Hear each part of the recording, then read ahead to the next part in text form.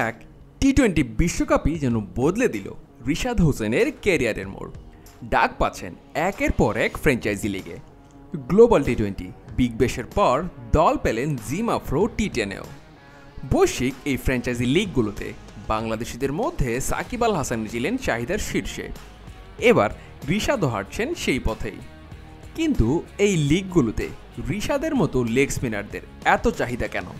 রশিদ খান, ওয়ানিন্দু হাসারাঙ্গা, শাদাব খানের মতো leg spinner অলরাউন্ডাররা franchise ক্রিকেটে আলাদা কদরই পান।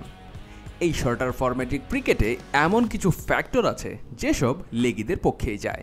প্রথমে আসে বোলিং। ব্যাটারদের হিটিং রেঞ্জ থেকে বাইরে নেয়ার ন্যাচারাল এবিলিটি তো আছেই, সাথে লাইন লেন্থের সাথে গুগলি ফ্লিপার টার্নের ভ্যারিয়েশন। টি-20তে লেগিদের 4 ওভারের স্পেলগুলোই হয়ে ওঠে এক্স ফ্যাক্টর। খরুচে হলেও উইকেট এনে দেন তারা। আইপিএল, পিএসএল কিংবা বিগ ব্যাশের মতো লিগগুলোতে প্রতি দলেই থাকেন লেগ স্পিনাররা, এমনকি একাদশের নিয়মিত মুখও তারা। এর সাথে যোগ হয়েছে মডার্ন ক্রিকেটে লেগিদের ব্যাটিং অ্যাবিলিটি।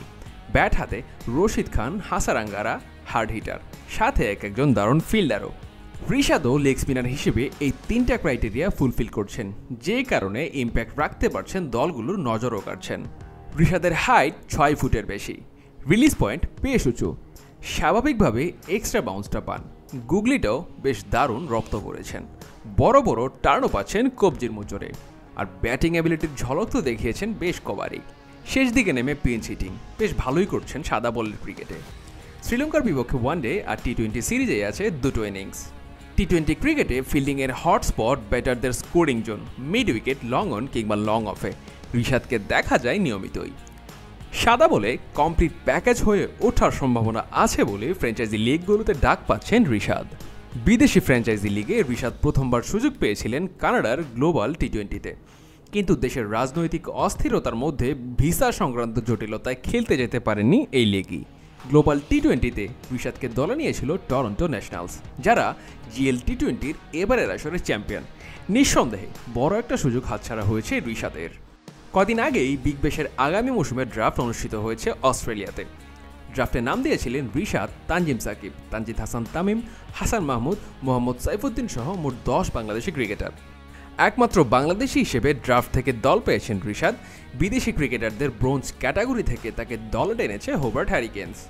হোবার্টে রিশাদের অন্তর্ভুক্তির নেপথ্যে আছেন রিকি পন্টিং।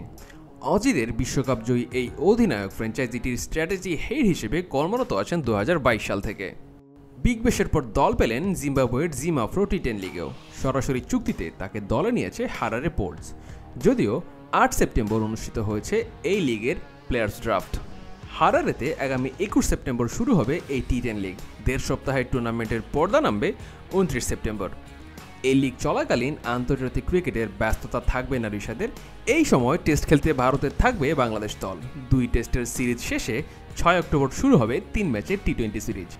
এনওসি পাওয়া সাপেক্ষে রিশাদের টি-10 লিগে খেলা সম্ভব হলেও বিগ ব্যাশে তাকে দেখতে না পাওয়ার সম্ভাবনাই বেশি।